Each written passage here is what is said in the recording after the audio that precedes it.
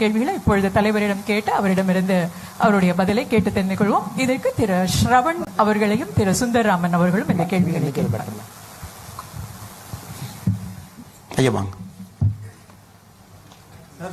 பேரும் சொல்லிடுறேன், யார் யார் கேட்டாங்கன்னு சொல்லிட்டு. கிட்டத்தட்ட 10% மேல நபர்கள் கேட்ட கேள்வியை சொல்லிட்டேன், யார் யார் கேட்டாங்கன்னு சொல்லிடுறேன். நீங்க கூப்பிட்டு பேசுறீங்க, ப்ரொஃபஷனல்ஸ் எல்லாம் இவ்வளவு பேர் இருக்காங்க, அவங்க வேலையும் பார்த்துட்டு இருக்காங்க. யூஸ் பண்ண போது நாங்க ஒர்க் பண்ண ரெடியா இருக்கோம்னா நாங்க எந்த மாதிரி கான்ட்ரிபியூட் பண்ணலாம் பார்ட்டிக்கு அப்படின்னு சொல்லிட்டு நிறைய பேர் கேட்டு வர முடியாது. நாங்க என்ன பண்ணலாம்? ஓகே தலைவர், இங்கிருந்து பேசுறேன், நீங்க இங்க நிக்கிறீங்களா? You can sit somewhere, you have a chair. உங்க அனைவருக்கும் ஒரு பெரிய நன்றியை சொல்லணுங்க. கிட்டத்தட்ட 1412 பேர் உடைய ப்ரொஃபைல் இதுல இருக்கு. இந்த ரெஜிஸ்ட்ரேஷன் லிங்க்ல ரெஜிஸ்டர் பண்ணி சிறப்பு அழைப்பாளராக இந்த ஒரு ஜனநாயகம் நன்றாக இருக்க வேண்டும் என்றால் கட்சியை நேரத்தை கொடுத்து அரசியலை கவனிக்க வேண்டும். அப்பொழுது மட்டும்தான் ஜனநாயகம் நன்றாக இருக்கிறது என்கின்ற அர்த்தம். இது எனக்கு ரொம்ப முக்கியமானது, என்னுடைய சமுதாயத்திற்கு முக்கியமானது. இதிலே நான் எந்த பணியை விரும்புகின்றேன் என்று இந்த அரங்குக்கு யாரெல்லாம் வந்திருக்கின்றீர்களோ இதை பார்க்கும் பொழுதே நிச்சயமாக இருக்கிறது என்பதற்கு ஒரு ஊர்ஜிதங்க. எனக்குலாம் அரசியல் கட்சியில நீங்க 1000 பேர் வச்சு கூட்டம் போட்டா எவ்வளவு கஷ்டப்படணும் தெரியுங்களா? ஒரு அரசியல் கட்சி இப்ப கட்சி எத்தனையோ நடத்துறாங்க, தமிழ்ல கஷ்டம். 1000 பேர்த்து கூட்டுறதுக்கு ரொம்ப கஷ்டம். அதை போய் பூத்தளவு கொடுத்து அவங்களுக்கு வண்டி எல்லாம் கொடுத்து ஊர் ஊரா போய் பேசி போஸ்ட் ஒட்டி, இல்ல நீ 6 மணிக்கு மேல வச்சா நான் வரமாட்டேன், 6 மணிக்கு நான் கிளம்பி போகணும். அப்ப பீப்புளுக்கு பாத்தீங்கன்னா common man is disgusted with politics. Common man, ஏன்னா அதே பேச்சு, அதே ப்ரிப்பேர்டு ஸ்பீச், அதையே திரும்ப திரும்ப உருட்டி. இப்ப திமுக பேசுறாங்க பாருங்க, 1950 கல்ட்டி போட பழைய தேய்கிறது வளர்கிறதுன்னு. இது அண்ணாதுரை அவர்கள் 1950 அந்த செப்பல் பழசாயிருச்சு, இது கடிக்குதுன்னு கழட்டி போட்டு 2 வருஷமா தொலையிருக்காரு. ஏதாச்சும் கிடைக்குமா அறிவாலயத்திலேன்னு ஒரு ரூமா தொலாய், கடைசியில் எதுவும் இல்லாதனால அந்த பிஞ்சு போன நானும் வடக்கு தெற்கு பேசுவேன். ஆனா மக்கள் பாத்தீங்கன்னா இன்னைக்கு சராசரியான மனிதன் எல்லாம் யூடியூப்ல வந்துருது சார். இப்ப கோலாகலா ஸ்ரீனிவாஸ் அவர்கள் நான் கூட உங்க பேச்ச வெளியே போகும்போது தான் கேட்க போறேன், வந்துதான் இல்ல ஐயாட்ட பர்மிஷன் வாங்கிட்டு தாங்க மேடைக்கு வந்தேன். கேட்க வேண்டும் என்ற அவசியம் இல்லை, ரமேஷ் ஐயாவுடைய பேச்சை கேட்கணும் அவசியம் இல்லை. அதை தாண்டி இங்க நீங்க வந்து அது நீங்க எல்லாம் முக்கியமானவர். Look at you all very professionals. இந்த கடைசி காலத்துல பாருங்க, மேனேஜ்மெண்ட் ப்ரொஃபஷனல்ஸ், இன்ஜினியர்ஸ் எல்லாம் highly qualified people. Every minute அதெல்லாம் விட்டுட்டு நீங்க இங்க வர்றீங்கன்னா ஏதோ ஒரு ஈர்ப்பு, நம்ம வரணும் அப்படின்னு. இதுதான் சார் எங்களுடைய ஃபர்ஸ்ட் எதிர்பார்ப்பு. பிகாஸ் பாலிடிக்ஸ் இந்த 2024 எலெக்ஷனை பொறுத்த வரைக்கும் நாங்கள் ஒரு கட்சியை சார்ந்தவர்களாக இந்த கட்சியினுடைய ஏதோ அந்த 30 நாள்ல போய் கேம்பெயின் பண்ணித்தான் நம்ம ஜெயிக்கணும் அப்படின்னு அந்த எலெக்ஷன் இருக்கக்கூடாது சார். ஏன்னா 9 வருஷம் நாங்க ஆட்சி பண்ணி இத்தனை விஷயங்கள் செய்து இத்தனை இடங்கள்ல பேசி இத்தனை தலைவர்கள் அதை புட்டு ஒரு 30 நாள் பண்ற கேன்வாசிங்ல தான் ஒரு கட்சி ஜெயிக்கணும்னா எங்கேயோ ஜனநாயகம் தவறா இருக்குன்னு அர்த்தம் sir. 9 years you have worked, you have slogged. அது PM மாதிரி ஒரு மனிதர் தன்னுடைய உயிரை கொடுத்து இந்த நாட்டுக்காக பாடுபட்டு அதை நாம வந்து கிட்டத்தட்ட 3650 நாட்கள் நீங்க அதை பார்த்து ஒரு 30 நாள் தான் வெற்றி தோல்வியை wrong with the democracy. Maybe அது 1% 2% ஷிஃப்ட் பண்ணலாம். அந்த லாஸ்ட் மினிட் வந்து ஒரு 2% இங்க அங்க கொண்டு போலாமோ தவிர எலெக்ஷன் போறதுக்கு முன்னாடியே மக்கள் தெளிவா இருந்திருக்கணும். ஓகே, அவங்க வேலை செஞ்சிருக்காங்க, I want a continuity, I want BJP to come to power அப்படிங்கிறத நாங்கள் ஏற்படுத்தி இருக்க வேண்டும் என்பது என்னுடைய ஆசைங்கய்யா. இரண்டாவது, உங்களை போன்றவர்கள் நீங்க ஒரு பெரிய தினமும் நீங்கள் சந்திக்கக்கூடிய மனிதர்கள் அதிகமா சந்திப்பீங்க. ஸோ ஒரு காஃபி குடிக்கிற மாதிரி உங்களுக்கு பாலிடிக்ஸ். ஏன்னா நீங்க எந்த துறையில் இருந்தாலும் கூட we have touched you in some way. அட்வொகேட்டா இருக்கீங்க.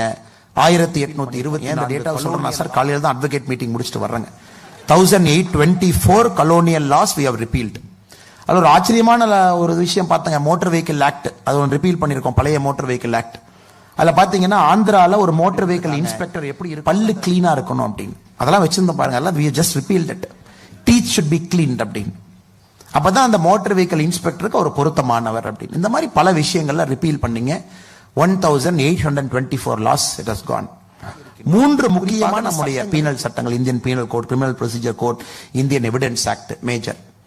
அதுக்கப்புறம் பாத்தீங்கன்னா இன்னைக்கு நாம் வந்த பிறகு ஹைகோர்ட்டினுடைய சாங்ஷன் ஸ்ட்ரென்த் மட்டும் 208 வேகன்சி, அதிக புதிய ஜட்ஜுகளுக்கான வேகன்சியை கிரியேட் பண்ணிருக்கோம். இந்தியால மொத்தமா ஹைகோர்ட் ஜட்ஜே பாத்தீங்கன்னா இட் இஸ் சம்வேர் அரௌண்ட் 1100 அங்க ஆட் பண்ணிருக்கோம். So faster delivery of justice. இந்த மாதிரி உங்களுடைய துறையில நாங்கள் பேசும் பொருளாக எல்லாத்துக்கிட்டையும் போயிருக்கணும். ஒரு டெய்லி இன்டராக்ஷன்ல எப்படி இந்த அரசு 10 ஆண்டுகள்ல என்னுடைய வேலையை சுலபமாக்கி இருக்கிறாங்க, இந்த ஆண்டு 10 வருஷத்துல எப்படி ஒரு கிரிமினல் ஜஸ்டிஸ் சிஸ்டத்தை பெட்டர் பண்ணிருக்காங்க, அல்லது NCLT கேஸா இருக்கலாம், எப்படி நம்முடைய அரசு வந்த பிறகு பல விஷயங்கள்ல உங்களுக்கு ப்ராசஸ் ஸ்மூத்தன் பண்ணிருக்கோம். இது குறிப்பா அட்வொகேட்டா வந்திருக்கக்கூடிய ப்ரொஃபஷன். ரோடு பயன்படுத்துறீங்க, ஒரு இன்ஃப்ராஸ்ட்ரக்சர் பயன்படுத்துறீங்க. 74 விமான நிலையங்கள் இருந்துச்சுங்க 2014. Today we have taken it to 148, 148. we have doubled it. இன்னைக்கு எல்லாம் மெடிக்கல்னு பேசுறாங்க சார். 2014 இந்தியால மொத்தமாக மெடிக்கல் சீட் இருந்ததே 57,000. இன்னைக்கு 1,09,000 கொண்டு போய் இந்த இம்பாக்ட் உங்க துறையில நீங்க பேசணும் அப்படிங்கறத எங்களோட எதிர்பார்ப்பு சார். இது நீட் வேணும் நீட் வேண்டாம் குரூப் சுத்துறாங்க. இன்னைக்கு நீட்டை பத்தி பேசுறோம். நீட்டை பத்தி பேசுறதுக்கு முன்னாடி மோடி அவர்கள் மெடிக்கல் சீட்டை டபுள் பண்ணி build better airports, he has improved the connectivity. இதை போன்ற விஷயங்கள் உங்களை போன்ற இன்ஃப்ளூயன்சர்ஸ் ஒரு ஃபோரத்துல நீங்க பேச நன்றாக ஒரு கிரிட்டிக்கல் மாஸ் கேதர் ஆகும் அப்படிங்கிற நம்பிக்கை சார். அப்கோர்ஸ் எலெக்ஷன் அப்ப you all have a bounded duty and responsibility. குறிப்பா அந்த 30-35 நாட்கள். இப்ப நம்மனால நான் ஒரு கட்சியை சார்ந்தவரா ஒரு இன்ட்ரெஸ்ட்ல மோடி 3.0 அதுக்காக வந்திருக்கீங்க. மோடி அவர்களை 3வது முறையாக அமர்த்த வேண்டும். அப்ப உங்களால இந்த நாட்டுக்காக ஒரு மைனர் கான்ட்ரிபியூஷன் நீங்க பண்ண முடியும். Morning 2 hours in the evening, maybe 4 to 5 hours every day for 30 days, 150 மணி நேரம் உங்களுடைய தெரு, உங்களுடைய பூத், உங்களுடைய வார்டு, உங்களுடைய கிளையன்ட்ஸ், உங்களுடைய வாட்ஸ்அப் குரூப், உங்களுடைய சோசியல் மீடியா, உங்களுடைய ஃபாலோவர்ஸ், நீங்க வைக்கக்கூடிய ஸ்டேட்டஸ், அது எல்லாமே மோடி 3.0 ரிஃப்ளெக்ட் பண்ண முடியும். இது யார் எங்கே இருந்தாலும் கூட ஒரு காளிதாஸ் அவர்கள் தான் வேலை செய்ய வேண்டும், அல்லது மேல இருக்கக்கூடிய கருணாகராஜ் அவங்க தான் வேலை செய்யணும், இல்ல தம்பி SG சூர்யா அவங்க தான் வேலை செய்யணும், இல்ல சகோதரர் வினோத் செல்வம் அவங்க தான் வேலை செய்யணும், இல்ல உமானந்த் அக்காக்கு ஒரு பொறுப்பு இருக்கு அவங்க தான் வேலை செய்ய வேண்டும் என்பதை தாண்டி ஒரு நல்ல நாட்டை உருவாக்கக்கூடிய ஒரு மிக முக்கியமான வேலை உங்களுக்கு இருக்குங்க. That is your duty. அப்படிதான் நான் பாக்குறேங்க. இங்க இருக்கக்கூடிய நீங்க எல்லோருமே ஒரு ஸ்டேபிள் சொசைட்டில இருக்க வேண்டும் என்றால் நீங்க இருக்கிற இடத்துல இருந்து you can influence people, you can call up somebody. நான் போன டைம் ஒரு பையன் என்கிட்ட சேலஞ்சா சொன்னார், சார் என்னோட கான்டாக்ட்ல 1300 பேர் இருக்காங்க. நம்ம லோக்கல் பாடி எலெக்ஷன் நடந்த பொழுது ஒரு சின்ன தம்பி ஆபீஸ் வந்தார். நான் கேட்டேன், தம்பி நீங்க என்ன கட்சிக்கு செய்ய போறீங்க? சார் அந்த 1300 பேர்த்தையும் நான் போன் பண்ணி பிஜேபிக்காரங்க யார் இருக்காங்கன்னு பார்த்து ஓட்டு போடுங்கன்னு ஒரு டைம் நான் போன் பண்ணுவேன் சார் அப்படின்னாரு. அது எவ்வளவு பெரிய வேலை பாருங்க. அப்படின்னா நீங்க டெய்லி உங்களுக்கு இருக்கிற 10 நாள 130 பேர்த்த பிரிச்சு காலையில இருந்து நைட்டுக்குள்ள உங்க வேலையில ஒருத்தருக்கும் போன் பண்ணி அங்க லோக்கல் பாடி கேண்டிடேட்னா நான் உங்க சார்பா கேட்கிறேன் ஓட்டு போடுங்க. சோ என்ன வேணாலும் நம்ம செய்யலாம் sir. Because cellphone is in your hand. இன்னைக்கு கூட இங்க ஒரு இடத்துல பேசினேன் sir. This apple has made sure the latest release 1975 வேர்ல்டுல இருந்த எல்லா கம்ப்யூட்டிங் பவரும் ஆப்பிளுடைய லேட்டஸ்ட் போன் ஒரு போன் கம்ப்ளீட் அந்த 3 நானோமீட்டர் சிப்ல கொண்டு வந்திருக்கான். சோ உங்க phone is a miracle, social media is a miracle. நீங்க வெயில்ல வேர்வையில இறங்கித்தான் நடந்து போகணும்னு அவசியம் கிடையாது. இப்ப சென்னை மாதிரி 1000 ஓட்டர் எங்க இருக்காங்களோ அங்கேயே பூத் வந்துடும். You will see in this election 1000 voter பக்கத்து நியரஸ்ட் இருக்கும். முதல்ல மாதிரி உங்களை தூக்கி ஏப்போ பிபோ சிபோ டிபோ அந்த மாதிரிலாம் இருக்காதுங்க. யூ வில் see 1000 அப்படிங்க ட்ரெஸ் கூட மாத்த வேண்டாம். You be in your t-shirt, you be in your shorts. நீங்க காலையில ஒரு grocery போய் அப்படியே நீங்க அபார்ட்மெண்ட்டோ உங்க காலனிக்குள்ளேயோ உங்க கேட்டட் கம்யூனிட்டிக்குள்ளேயோ போய்க்கலாம். சோ அது நமக்கு ஒரு எக்ஸ்கியூஸ் இல்ல. அதுக்கு டிரைவரை கூப்பிட்டு அல்லது நானே வண்டி ஓட்டி என் டிரைவருக்கு தொந்தரவு பண்ணி அவரு ஓட்டையும் கெடுத்து நானும் அங்க போய் நின்னதுக்கு அப்புறம் அவன் ஜாலியா சொல்லுவான், சார் ஓட்டு இங்க இல்ல வேற பக்கம் இருக்குன்னு நினைக்கிறேன் அப்படிம்பாங்க. நீங்க கேட்பீங்க எங்க சார் இருக்கு, நீங்களே கண்டுபிடிங்க அப்படிம்பாங்க. அதுக்கப்புறம் நீங்க சுத்தி வந்து பக்கத்துல எந்த பூத்துன்னு. சோ நிறைய பேர் அர்பன் ஏரியா செலுத்துறதுக்கு போறதில்லை. சோ இங்கே நீங்க ஹெல்ப் பண்ணலாம். உங்க ஏரியாவுடைய பூத் ஏஜென்ட்டை கண்டுபிடிச்சு BLA2 கண்டுபிடிச்சு பிஜேபியில அண்ணா எங்க அபார்ட்மெண்ட்ல 600 பேர் இருக்கும், 600 பேர்த்துக்கும் பூத் ஸ்லிப் நான் கொடுக்குறேன். ஒரு நாள் முன்னாடி நீங்க வந்து பூத் ஸ்லிப் என் கையில கொடுத்துருங்க. எல்லா வீட்டுக்கு ஏறி இறங்கி சார் இதான் பூத் ஸ்லிப், இதான் ஓட்டிங் ஏரியா, இங்க தான் நீங்க போய் ஓட்டு போடணும், நான் பூத் ஸ்லிப் கொடுக்க முடியுமா? ஏகப்பட்ட வேலை. அவருடைய கேள்வி mobilizing people to vote, encouraging people to vote, forming an opinion. India ஒரு நல்ல நாடாக ஸ்டேபிளான ஒரு நாடாக மோடி 3.0 உருவாக்குவதற்கு ஏகப்பட்ட வேலைகளை உங்களால் செய்ய முடியும். நீங்க இன்னைக்கு 2 மணி நேரம் கொடுக்குறீங்கன்னா நான் சொன்ன வேலைகள் உங்களுக்கு பெரியது கிடையாதுங்க. நீங்க இன்னைக்கு வந்ததுதான் பெருசு. சோ நிச்சயமாக இந்த மாற்றத்தை நீங்கள் குடிப்பீர்கள் என்கிற நம்பிக்கை எனக்கு இருக்கு. முந்தின கேள்வி கேட்டது வந்து வைஷ்ணவி சைக்காலஜிஸ்ட், லட்சுமி நாராயணன் அசோக் நகர்ல இருந்து, ரமேஷ் ராமமூர்த்தி CA. அடுத்த கேள்வி ஃபேன் ஃபேவரட்னு சொல்லலாம். ஃபேன் ஃபேவரட்னு சொல்லலாம். 1/6 ஆஃப் த ஆடியன்ஸ் கேட்டிருக்காங்க. நீங்க என்ன சொல்லியிருக்கீங்க? முதல் கையெழுத்து HRNC அபாலிஷன் சொல்லியிருக்கீங்க இல்லையா? அதுல 3 பங்கு கேள்வி இருக்கு. 3 பங்கு ஒண்ணு வந்து ஒரே கையெழுத்துல ரெண்டாவது கோயில்களை அப்ப யாரு பாத்துப்பாங்க, மூணாவது இப்ப 20% ஆஃப் கோயில் கலெக்ஷன் கவர்மெண்ட்டுக்கு போகுது. அப்ப அது போச்சுன்னா கவர்மெண்டோட ஏற்கனவே காசு இல்லைன்றாங்க, இந்த காசும் இல்லைன்னா என்ன பண்ணுவாங்க? இந்த 3 பார்ட். எனக்கு ரொம்ப சந்தோஷங்க. முக்கியமான கேள்வியை சரியான நேரத்தில் கேட்டிருக்காங்க. ஏன்னா எனக்கு பாலிசி கைட்லைன் எங்க மைண்ட்ல இருக்கக்கூடிய திங்கிங் உங்கள்கிட்ட ஷேர் பண்றதுக்கு ஒரு வாய்ப்புங்க. சார், இன்னைக்கு எதற்காக நாம் ஹெச்ஆர்என்சி வேண்டாம் என்று சொல்லுகின்றோம்? ஏன் வேண்டாம் என்று சொல்லுகின்றோம் என்றால், ஹெச்ஆர்என்சி அவங்க என்ன வேலை செய்யறாங்க, இதனால ஃபர்ஸ்ட் கண்டிஷன் ஹெச்ஆர்என்சி போகணும். செகண்ட் வரலாம் சார், எப்படி அதை சரி பண்ண போறோம், வாட் இஸ் தி ஆல்டர்னேட்டிவ் நான் ஷேர் பண்றேங்க சார். காளிகாம்பாள் கோயில் யாரு எடுத்துக்கலாம் sir? It's a very famous temple. Kalikambal கோயிலுக்கு நம்ம எல்லாரும் போயிருக்கோம். இப்ப காளிகாம்பாள் கோவில் யாருக்கு சொந்தம்? விஸ்வகர்மா சமுதாயத்திற்கு சொந்தம். இப்ப காளிகாம்பாள் கோயில் எப்படி நடந்த சமுதாயம் சென்னையில் இருக்கிறவங்க அவங்க 6 ட்ரஸ்டியை தேர்ந்தெடுக்கணும். Everybody will vote. எவ்வளவு டெமோக்ராட்டிக் பாருங்க. ஏன்னா first right of the temple belongs to community. அதுக்கு தான் கோயில் கட்டினாங்க. எல்லா கோயிலுக்கும் இதே மாதிரி டெம்பிள் தமிழ்நாடு முழுசு நீங்க 10,500 பேர் ஓட்டு போட்டு 6 ட்ரஸ்டியை தேர்ந்தெடுத்திருக்காங்க. இப்ப 6 ட்ரஸ்டி தேர்ந்தெடுத்தாச்சு சார். இந்த வாரம் இந்த 6 ட்ரஸ்டி ஒரு சேர்மனை தேர்ந்தெடுக்கிறாங்க. So chairman will come and sit. So இதே மாதிரி தமிழ்நாடு முழுவதும் எல்லா கோயிலுக்கும் பாத்தீங்கன்னா, அதனாலதான் சில கோயில்ல பாத்தீங்கன்னா என்ன, அவங்க அரசியலுக்காக Dravida Munnetra Kazhagam upper caste lower cost இவங்க பொலிட்டிக்கலுக்காக என்ன நான்சென்ஸ் எல்லாம் இத்தனை ஆண்டுகளா பண்ணாங்களோ, எத்தனையோ கோயில்ல பாத்தீங்கன்னா லோவர் காஸ்ட், என்னை பொறுத்தவரைக்கும் nothing call upper caste and lower cost, இதை வச்சுதான் அவங்க அரசியலை பண்ணிட்டு இருக்காங்க.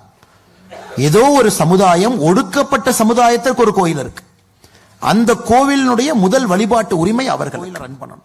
அவங்க தமிழ்நாட்டில் இருக்கக்கூடிய எல்லா பெரிய கோயிலுக்கும் இது பொருந்துங்க ஐயா. ஒரு காளிகாம்பாள் கோயில உதாரணமா சொல்றேன். ஒரு சேர்மன் வந்துடுறாங்க. அரசு கம்ப்ளீட்டா கோயிலிருந்து வெளியே வந்துடணுமா? அப்படி இருக்க முடியாது சார். ஆனா ஒரு நாட்டுக்குள்ள கண்டிப்பா அரசுக்கு ஒரு இடம் இருக்கணும். அது எந்த லெவல் இருக்கணும்? இப்ப இந்த 6 பேர்த்துக்குள்ள சண்டை, சேர்மனால் ஒரு முடிவு எடுக்க முடியல, அல்லது they want a grand from a government. ஏன்னா கன்கரண்ட் லிஸ்ட்ல என்டோமெண்ட் இருக்கு சார். என்டோமெண்ட்ங்கிற வார்த்தை கன்கரண்ட் லிஸ்ட்ல இருக்கு. ஏன்னா நம்ம கான்ஸ்டிடியூஷன் உருவாக்கும் பொழுதே நம்முடைய மேக்கர்ஸ் ஆஃப் கான்ஸ்டிடியூஷன் என்டோமெண்ட்டை கன்கரண்ட் லிஸ்ட்ல ஒரு காரணத்துக்காக வச்சிருக்காங்க.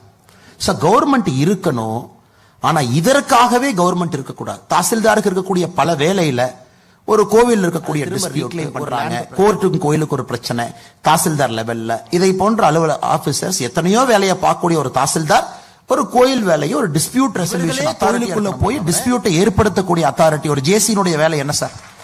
எந்த கோயில்ல சண்டை போடுவாங்கன்னு உட்கார்ந்துருக்காங்க. இந்த கோயில்ல சண்டை போட்டா ஹெச்ஆர்என்சி உள்ள கொண்டு போயிடலாம்.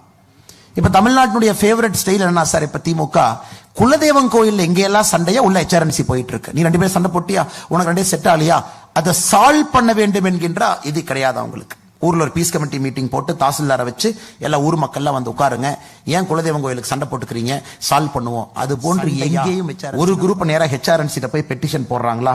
ஹெச்ஆர்என்சி ஆக்டினுடைய செக்ஷன் இன்வோக் பண்ணி நேரா போய் அந்த கோயிலை கண்ட்ரோல் எடுத்து ஃபிட் ஆஃபீஸர் போட்டுருவாங்க சார். இது நாங்க ஏதோ மேம்போக்கா அப்படியே பேசல சார். நிறைய ஸ்டடி பண்ணி யோசிச்சு பிராக்டிக்கலான ஒரு சொல்யூஷன் இருக்கிறனால தான் ஸ்ரீரங்கத்துல நம்முடைய பாத யாத்திரை 100வது தொகுதியில் நாங்க சொன்னோம் ஹெச்ஆர்என்சி நம்ம எடுத்துருவோம்.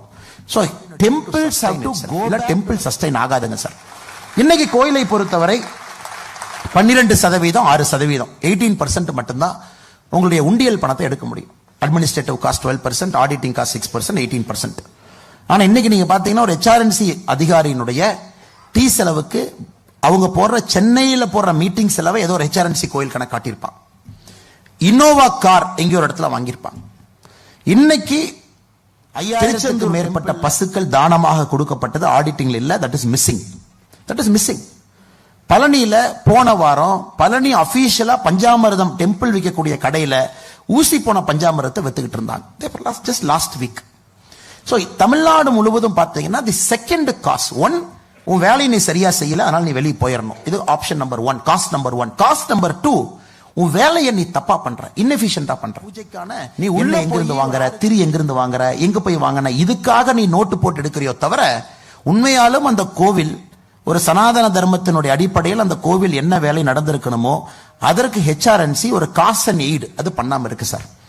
இப்ப 3வது, இப்ப எல்லா கோவிலையும் ஹெச்ஆர்என்சி எடுத்துட்டோம், doesn't mean government has got a control at the tahsildar level.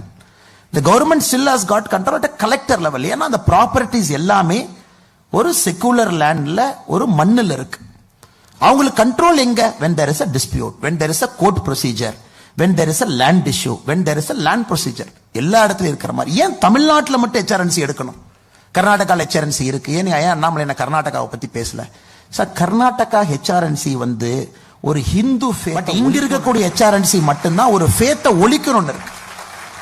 நீங்க HRNC ஆக்ட் வரும் பொழுது யாராச்சும் டைம் இருக்கிறவங்க தமிழ்நாடு அசம்பிளியில கம்யூனிஸ்டுக்கும் அப்ப காங்கிரஸுக்கும் நடந்த டிபேட்டை நீங்க பார்க்கணும். ரொம்ப பியூட்டிஃபுல்லா இருக்கும். 1950s HRNC ஆக்ட் வந்த பொழுது இதை கம்யூனிஸ்ட் எதிர்த்தாங்க.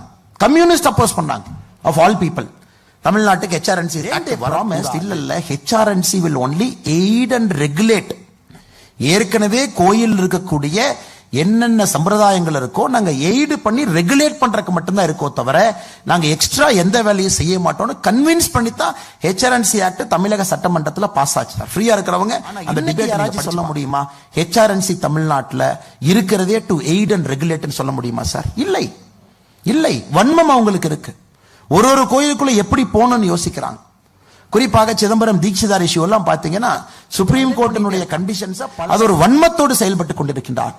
அதனால்தான் கோவில்கள் கம்யூனிட்டியை நோக்கி போகணும், டெமோக்ராட்டிக் ப்ராசஸ் இருக்கணும். அல்லது கம்யூனிட்டிக்கு இல்லாம அந்த ஊருக்கு சொந்தம். இன்னைக்கு நீங்க திருத்தணி போங்க சார். திருத்தணியில அந்த உள்ளூர் மக்கள் முருகபெருமான கிட்ட வரைக்கும் போய் வழிபடுறதுக்கு காலங்காலமாக அவர்களுக்கு அனுமதி. ஆனா இன்னைக்கு திருத்தணியில உள்ளூர் மக்கள் போய் ஸ்பெஷல் போய் நிக்கணும். யாத்திரையின் போது அவங்க எல்லாம் கம்ப்ளைண்ட் பண்ணாங்க, சார் எங்க ஊர் கோயில் ஃபர்ஸ்ட் ரைட் எங்களுக்கு, நாங்க ஏன் வந்து 200 ரூபாய் பணம் வாங்கிட்டு ஏன் போனோம்? Sir, the fundamental concept of temple itself is defeated. Temple வந்து ஃபர்ஸ்ட் ரைட் பிலாங்ஸ் டு மக்களுக்கு தான் முதல் ரைட். நாமெல்லாம் டூரிஸ்ட். நான் கரூர்ல இருந்து கிளம்பி கோயம்புத்தூர்ல இருந்து கிளம்பி திருத்தணி போறேன்னா சார், நான் யாராக இருந்தாலும் my right is secondary to the people of Tiruttani. திருத்தணில யாரா வேணாலும் இருக்கட்டும், எந்த கம்யூனிட்டி வேணாலும் இருக்கட்டும், எப்படிப்பட்ட மக்களாக இருக்கட்டும், ஃபர்ஸ்ட் ரைட் அவங்களுக்கு.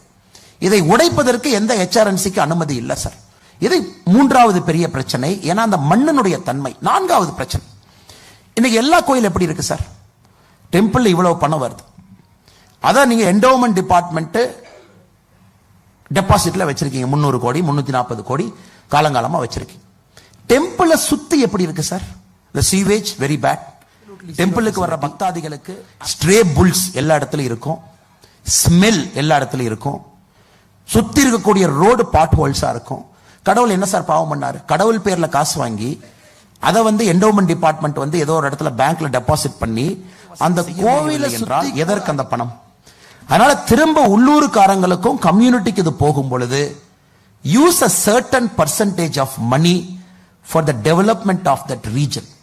திருத்தணியிலிருந்து வரக்கூடிய திருத்தணியினுடைய வளர்ச்சிக்கு செல்ல வேண்டும். மக்கள் ரோட்ல அத்தனை பேர் திருத்தணிக்கு வருவாங்க, give them better roads. Tiruttani லாட்ஜ்ல தள்ளுவாங்க, give them better lodges. அவங்களுக்கு ஃப்ரீ ட்ரிங்கிங் வாட்டர் ஃபெசிலிட்டி. அந்த ஊருக்கு contribute to the state coffer. அதுல நீங்க எடுத்து பட்ஜெட்டுக்கு செலவு பண்ணுங்க. So it's a very complex question sir. ஆனா இது வந்து ஒரு இந்த மாதிரி ஒரு லைன்ல போகணும் அப்படிங்கிறது எங்களுடைய ஆசை. இந்த மாதிரி லைன்ல போகணும், அந்த ஊர் ஓரியன்டா போகணும், ஊருக்கு ஃபர்ஸ்ட் ரைட் இருக்கணும், ஊரினுடைய டெவலப்மெண்ட்டுக்கு a certain percentage of money should go, then it should come to the overall kitty. So அதனால் எங்களுடைய ஐடியாவை பொறுத்த வரைக்கும் முழுமையாக இது செயல்படுத்தக்கூடிய ஐடியா என்று நாங்கள் நம்புகின்றோம். அதனாலதான் உங்க முன்னாடி வச்சிருக்கிறோங்க. நமக்கு என்ன 2 வருஷம் இருக்கு டிபேட் இல்ல. அண்ணாமலை அவர்கள் சொல்வது போய், பாரதிய ஜனதா கட்சி சொல்வது போய். இந்த பாயிண்ட் எல்லாம் இன்ஃபீசிபிள். அது எப்படி கம்யூனிட்டி கொடுக்க முடியும்? அது எப்படி ஊருக்கு கொடுக்க முடியும்? நாங்க சென்ட்ரலைஸ்டா சென்னையில இருந்து தான் ரன் பண்ணுவோம், நாங்க கோயிலே பார்த்திருக்க மாட்டோம், ஆனாலும் சென்னையில இருந்து ஜேசி ரன் பண்ணுவாரு அப்படிங்கிற ஆர்குமெண்ட் உங்க முன்னாடி வைக்கட்டும் சார். இட்ஸ் டெமோக்ராட்டிக் வே. ஒரு சட்டத்தை டெமோக்ரஸில நம்ம ஆப்ஷன் வச்சிருக்கோம். So come 2026 and people decide which way they want to go. அதனால எனக்கு பெரிய நம்பிக்கை இருக்கு சார், எங்களுக்கு நம்பிக்கை இருக்கு. 2024 இதுவரைக்கும் தமிழ்நாட்டில் எந்த எலெக்ஷனுமே இஷ்யூ பேஸ்ட் எலெக்ஷன் இல்ல சார். நீங்க பாருங்க, எலெக்ஷனுக்கு முன்னாடி சனாதன தர்மம் பேசுவாங்க. சரி, 2024 எலெக்ஷன் சனாதன தர்மம் வச்சுக்கலாமா தமிழ்நாட்டில் வாங்கினா? இல்ல அது எலெக்ஷன் முடிஞ்சுதான் பேசுவோம். இது எப்படின்னா அந்த வடிவேல் சொல்ற மாதிரி, செவ்வாய்க்கிழமை மட்டும் அன்னை அடிக்க மாட்டேன், வியாழக்கிழமை சண்டைக்கு வர மாட்டேன், வெள்ளிக்கிழமை கூச்சல் போட மாட்டேன், நீ சண்டைக்கு வருவேன். சோ தமிழ்நாட்டில் பர்னிங் இஷ்யூஸ் எதுவுமே பப்ளிக்ட வைக்கல சார். நீட் வேண்டுமா வேண்டாமா வைக்கவில்லை. சனாதன தர்மம் எப்படி வைக்கவில்லை. HRNC ஆக்ட் எடுக்கணுமா எடுக்கக்கூடாதா வைக்கல. சோ தமிழ்நாட்டினுடைய எலெக்ஷன்ஸ் எல்லாம் பாத்தீங்கன்னா இவர் 2026 பொறுத்த வரைக்கும் sir very clear. we want it to be an issue based election. Let people decide. எனக்கு இது வேணும் இது வேண்டாம், எல்லா கட்சிகளும் தங்கள் நிலைப்பாட்டை தெளிவா சொல்லட்டும். அதன் பிறகு யார் மக்களுக்கு ஆதரவு கட்சி தான் சொன்ன நிலைப்பாட்டை செய்யட்டும் sir. Not freebies, not money, not splurging cash, but on issues. Issue பேஸ்டா தமிழ்நாடு போக வேண்டிய கட்டாயம் இருப்பதாக நாங்கள் கருதுகின்றோம். அடுத்த கேள்வி வந்து ஹெல்த் கேர் ப்ரொஃபஷனல்ஸ் நிறைய பேர் கேட்டிருக்காங்க. நிறைய பேர் டாஸ்மாக் ஒழிக்கிறோம், மது ஒழிப்புலாம் சொல்றாங்க, ஆனா பண்ணவே முடியல. நீங்களும் வந்து பண்றேன் அப்படின்றீங்க. அது என்ன மாதிரி இல்ல, அது வந்து ஆல்டர்னேட்டிவ் தான் இருக்கா? பைசா அதனால இல்ல, கவர்மெண்ட்டுக்கு லாஸ்ன்றாங்க, என்னதான் பண்ண போறோம்? சரிங்க சார். சார் இன்னைக்கு தமிழ்நாட்டுடைய பட்ஜெட் வந்து 3 லட்சம் கோடி sir. 3 lakh crore is our total budget. 3 லட்சம் கோடி போடுறோம். நம்முடைய ஓன் கலெக்ஷன் வந்து 2,30,000 கோடி is what we collect money from the state. 70,000 கோடி இந்த centre supports, grant and aids, கடன் எல்லாம் வந்து 70,000 கோடி இருக்கு சார். இன்னைக்கு இதுல டாஸ்மார்க் காம்பனன்ட் வந்து 44,000 கோடி ரூபாய் கடைசி பட்ஜெட்டுக்கு நேரடியா கொடுத்திருக்கு. அடுத்த பட்ஜெட்டுக்கு 52,000 கோடி கொடுக்குது. சோ நீங்க எஃபெக்டிவா பாத்தீங்கன்னா 70,000 கோடி ரூபாய், 60,000 கோடி ரூபாய் கடன் வாங்கி state supports itself. So state mobilise பண்ற ரெவென்யூ பாத்தீங்கன்னா 1,70,000 கோடி. Again I'm coming back sir. State தானா சிட்டிசன் இருந்து மொபிலைஸ் பண்றது 1,70,000 கோடி, கடன் வாங்கினது 60 கோடி. சோ மொத்தமா ஸ்டேட்டினுடைய பொறுப்பு 70,000 கோடி, 3 லட்சம் கோடி. இப்ப ஸ்டேட் மொபிலைஸ் பண்ற 1,70,000 கோடியில டாஸ்மார்க் மட்டுமே 45,000 கோடி. சோ அந்த 45,000 கோடி அப்படியே நீங்க எடுத்துட்டீங்கன்னா ஸ்டேட் மொபிலைஸ் பண்ற revenue will come down to 1,10,000, 15,000. நீங்க 60,000 கோடி கடன் வாங்கின ஸ்டேட் இப்ப 1 லட்சம் கோடி கடன் வாங்கணும். சோ இது வந்து ஒரு பேசிக் பிரிமைஸ் டு அண்டர்ஸ்டாண்ட் டாஸ்மார்க் எவ்வளவு கஷ்டம் நம்ம தொடர்றதுன்னு. அதே நேரத்தில் தமிழ்நாடு வந்து 8,23,000 கோடி கடன். I think before 2026 will touch 10 lakh crore debt. இந்தியாவில் ஒரு மாநிலம் ஹையஸ்ட் டெப்ட் நம்ம தான் இருக்கோம். 2026 தேர்தலுக்கு முன்பு 10 லட்சம் கோடி ரூபாய் டெப்ட் நம்ம தொட போறோம். இப்ப டாஸ்மார்க் நீங்க பிஜேபி சொல்லுது மூட போறோம். எப்படி சார் பிஜேபி?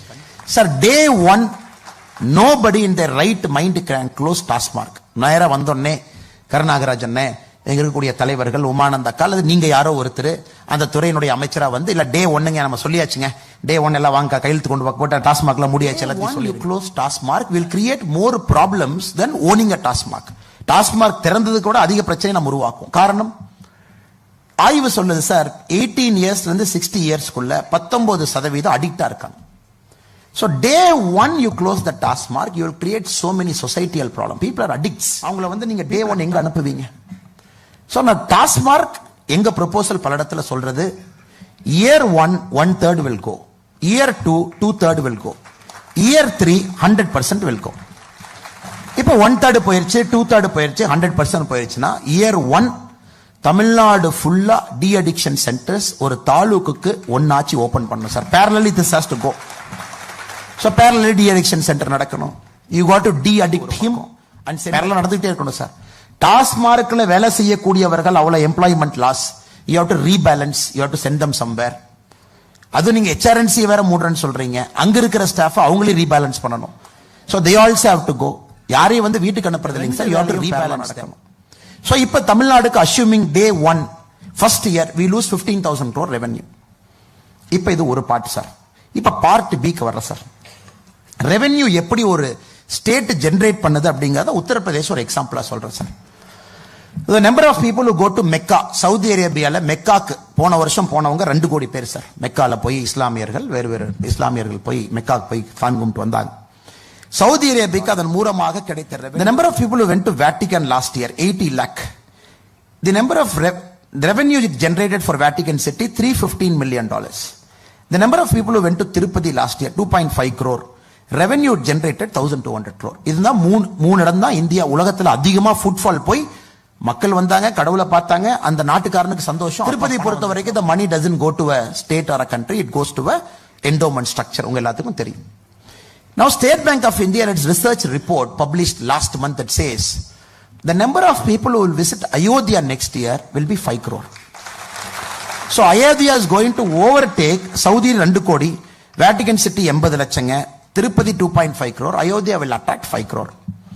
இந்த 5 கோடி பேர் அயோத்தியா போறாங்க. State Bank of India a calculative model ஒரு mathematical model which they calculates this people will generate 4 lakh crore to UP state.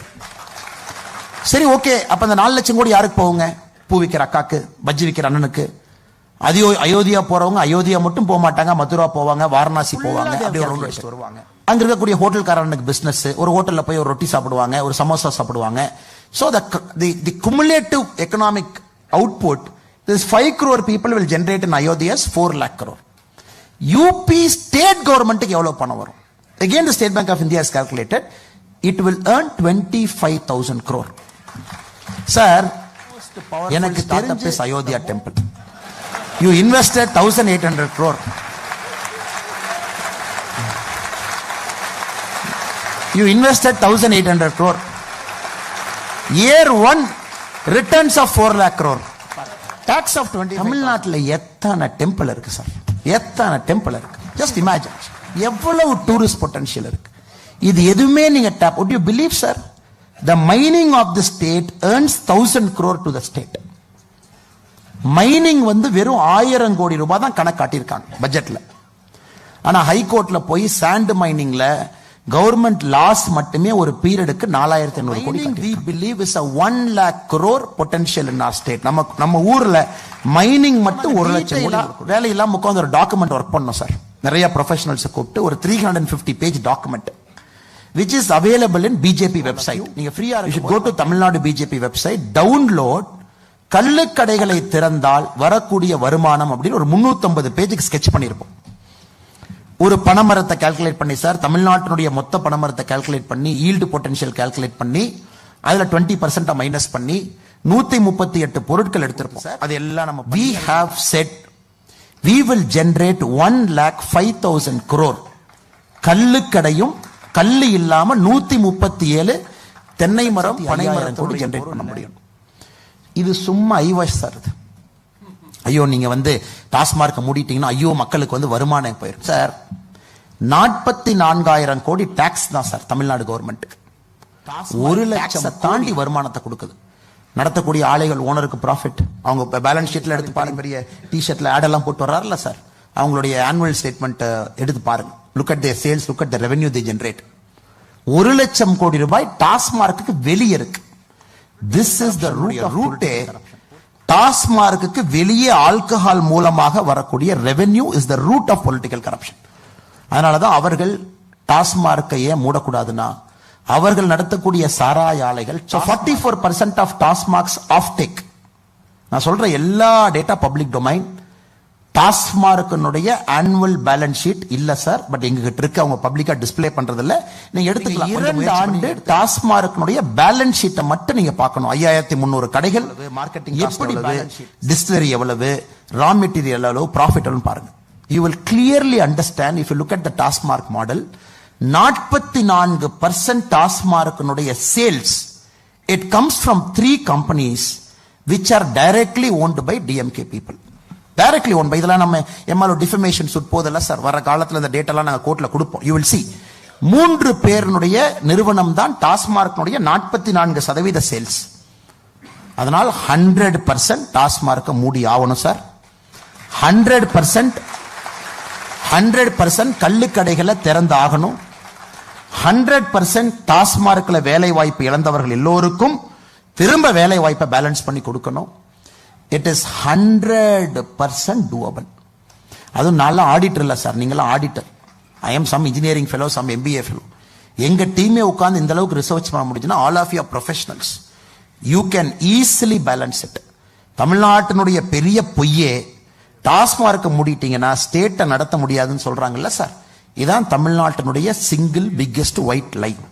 அதை 2026 உடைக்க வேண்டிய கட்டாயம் நமக்கு இருக்கு. நீங்க ஃப்ரீயா இருக்கிறவங்க நம்முடைய வெப்சைட்ல நம்முடைய கள்ளுக்கடைகள் திறக்கக்கூடிய அந்த கான்செப்ட் ஒயிட் பேப்பரை நீங்க பார்க்கணும். முதலமைச்சருக்கு நாங்க அனுப்பிச்சோம், 2 copy அனுப்பிச்சோம். We asked a time from the Honorable Chief Minister. We said the expert committee will come and sit with you. We will debate and discuss. It is eminently doable.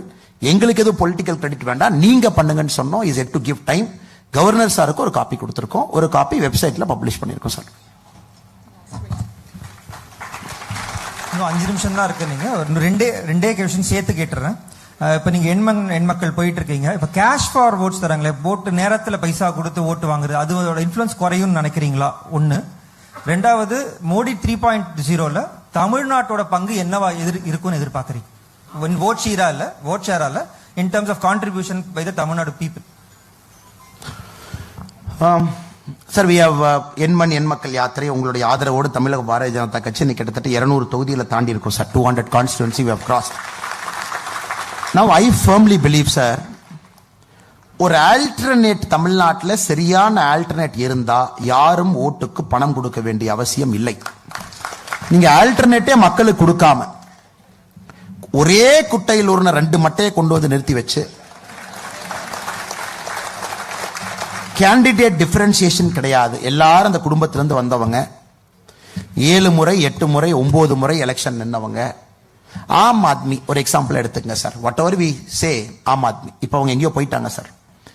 Aam Aadmi என்ன sir பண்ணாங்க? Delhi Aravind Kejriwal went and stood against Sheila Dikshit. 25 years she never lost that constituency. He won by 30,000 votes.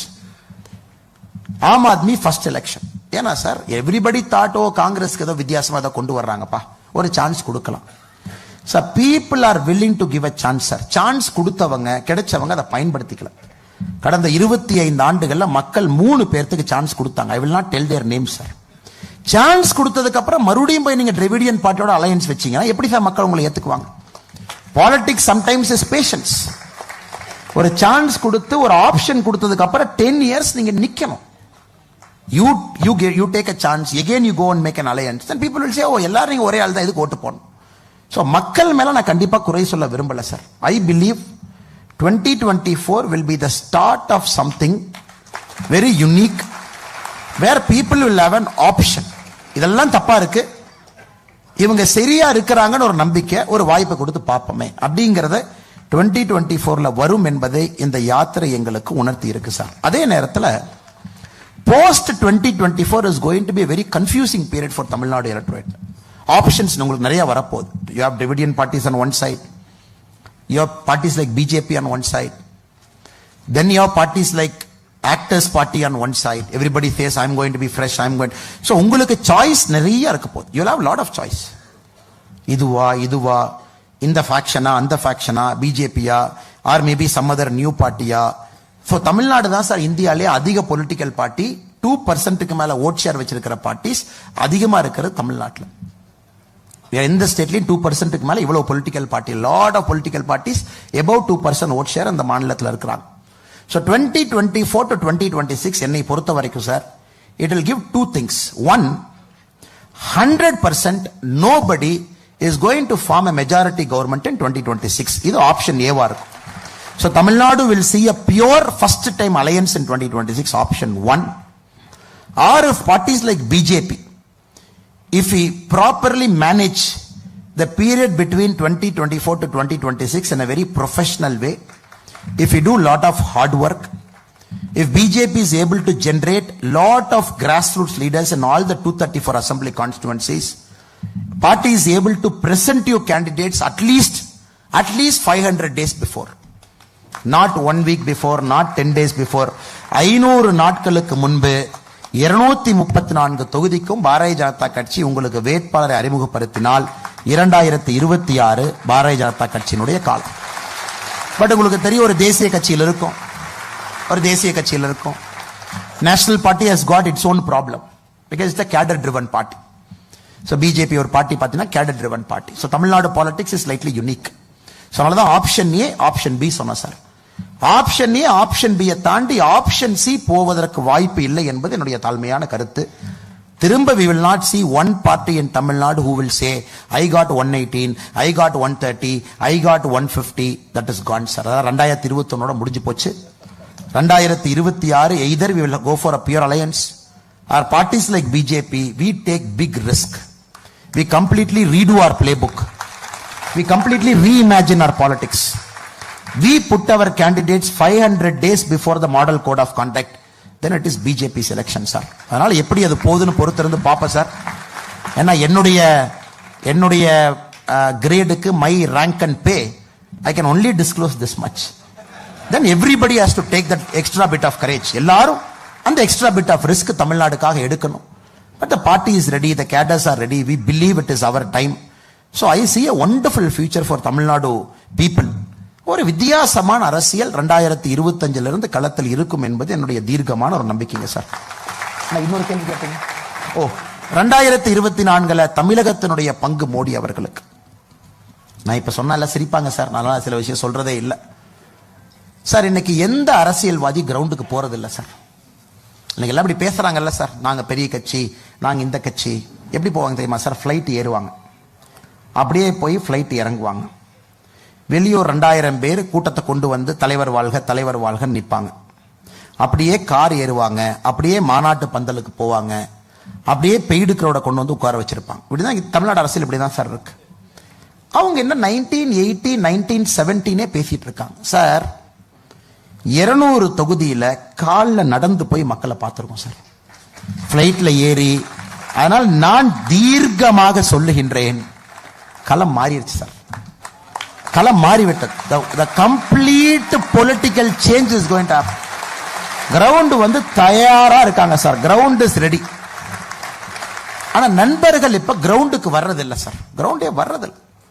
Major political leaders, they sit in AC rooms, they sit in flights, they do deals behind the room, and they say, you come with me, you bring 5%, I bring 5%, நம்ம alliance போயிருமா. இதெல்லாம் 1960 model sir. இதெல்லாம் start up ecosystem வந்து it has disrupted over the last 10 years. Start up காரை வந்து பெரிய பெரிய players எல்லாம் தட்டி தூக்கிட்டு போயிட்டான் சார். இன்னைக்கு தமிழ்நாட்டினுடைய அரசியல் களம் உண்மையை சொல்ல வேண்டும் என்றால் 1960-70 தலைவர்கள் எப்படி யோசிக்கிறாங்களோ அப்படிதான் சென்னையில யோசிக்கிறாங்க. அதனால இந்த தேர்தலை பாருங்க சார், ஏன் மனசுல ஒரு நம்பர் வச்சிருக்கேன். If I say that number, many of you might be shocked also, because this is going to be tsunami of an election in 2024. இது நீங்க நினைக்கிற மாதிரி இந்த இன்கிரிமெண்டலா அப்படி சவுத்துல பிஜேபிக்கு ஒரு 2 வருமா, கொங்குல பிஜேபிக்கு ஒரு 2 வருமா, அப்படியே பிஜேபி இங்க 1 வருமா, கம்ப்ளீட் ஸ்வீப் நான் எதிர்பார்க்கிறேன் sir. It is going to happen in the ground. எல்லாரும் தெளிவா இருக்கிறாங்க, குறிப்பாக இளைஞர்கள் ரொம்ப தெளிவா இருக்கிறாங்க. நான் சொன்னேன்னு வச்சுக்கோங்களேன், ஒரு பத்திரிகை நண்பர்கள் என்கிட்ட கேள்வி கேட்பார். அந்த பத்திரிகை நண்பர் கந்தரவ கோட்டைக்கு போயிருக்காரா, தென்காசி போயிருக்காரா, இல்ல எங்கேயாச்சும் கும்பகோணம் பக்கத்துல ஒரு கிராமத்துல போய் உட்காந்து சாப்பிட்டிருக்காரா, இல்ல அந்த பத்திரிகை நண்பர் வந்து கரூர் பக்கத்துல ஊருக்கு போய் பார்த்திருக்காரா, இல்ல திருச்சி பக்கத்துல ஒரு கிராமத்துக்கு போய் எட்டி பார்த்திருக்காருங்களா? சென்னையில் இருந்துகிட்டு அது எப்படி சார் அப்படி சொல்லுவீங்க? அதெல்லாம் வாய்ப்பே இல்லை சார். நான் 50 வருஷமா அரசியலை பாக்குறேன். நான் சொல்லாம 50 வருஷமா நீ சென்னையில் உட்கார்ந்து அரசியல் பார்க்க போய் டிராவல் பண்ணிருக்கீங்களா? அதனாலதான் இதை பத்தி நான் அதிகமா பேசுறது இல்லை சார். இதை பேசினா சண்டை தான் வரும் அப்படின்னு. 2024 தேர்தல் ரிசல்ட் வரட்டும், அதன் பிறகு தமிழகத்துல மீடியாவின் மீது மக்களுக்கு எவ்வளவு நம்பிக்கை இருக்கு அப்படிங்கறத நீங்க பாப்பீங்க sir. So I am very certain 2024 elections is ground changing. இது ஒரு கிரவுண்ட் ஷிஃப்டிங் எலெக்ஷனாக இருக்கும் என்பதிலே முழு நம்பிக்கை. மக்கள் மீது நம்பிக்கை. நாம தான் மக்களை ஏமாத்திட்டு இருக்கோம். நாம ரிஸ்க் எடுக்கிறதுக்கு பயப்படுறோம். நாம பயந்துகிட்டு யாரோட சேர்ந்தா தப்பிச்சுக்கலாம், இவங்களோட சேர்ந்தா தப்பிச்சுக்கலாம். மக்கள் தெளிவா இருக்கா, நீ தனியா வா, நீ மாற்றம்னு சொன்னா தனியா வா. நீ வந்து துணைக்கு இந்த கைக்கு ஒரு குச்சி, இந்த கைக்கு ஒரு குச்சி நொண்டி வந்தாலும் ஓட்டு போட மாட்டேன். மக்கள் தெளிவா இருக்கா, நீ தனியா வந்து நில்லு, நான் ஓட்டு போறேன். கிராமத்துல எதிர்பார்க்கறாங்க, நீ தனியா வா, நீ தனின்னு சொன்னா தனியா வா, நீ எதுக்கு ஆள் தொலாயிட்டு இருக்கிற? சோ இது it is up to the courage of a leader. Leaders courage வைக்கணும், நம்ம கேடர்ஸ் ஹார்ட் ஒர்க் கீழ இருக்கும் அப்படின்னு. இன்னைக்கு பாரதிய ஜனதா கட்சிக்கு அந்த பிலீஃப் இருக்கு sir. More then any time today we have a lot of belief. Tamil Nadu change ஆயிருச்சு, கிரவுண்ட் மாறிடுச்சு, களம் தயாரா இருக்கு, நிச்சயமா மாற்றம் வரும் என்கின்ற நம்பிக்கை இருக்கு. நம்முடைய ஜெயந்தி ஐயங்கார் அவர்களுக்கும் அருமை சகோதரர் கேள்விகளுக்கெல்லாம் நன்றி சொல்லிக்கிறேங்க சார். அந்த கேள்வி எதுவும் ஸ்கிரிப்ட் இல்லை, ரேண்டமா கேட்டாங்க, இதயத்தில் இருக்கிற ரேண்டமா பதில் சொல்லிட்டேன். தவறு ஏதாச்சும் இருந்தா மன்னிச்சுக்கங்க. நன்றி, வணக்கம். பாரத் மாதா கி Jai sir. The point that 234 நாங்க வேட்பாளர்களை அறிவிப்போம் அப்படின்னு சொன்னது request a standing ovation. May I request the audience to give a standing ovation for that. And I request the audience to please remain seated. Please remain seated. We have